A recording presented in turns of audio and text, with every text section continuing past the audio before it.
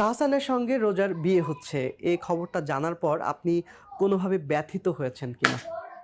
দেখো প্রশ্ন কি, তাহসানের সাথে রোজার বিয়ে হইতেছে এই জন্য আপনার কি কষ্ট হইতেছে কিনা? আর এই প্রশ্নটা করছে কার কাছে?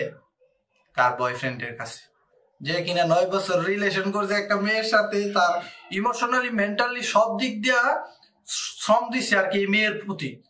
এখন সে প্রশ্ন করতেছে কি যে আপনার কি কষ্ট লাগছে কিনা।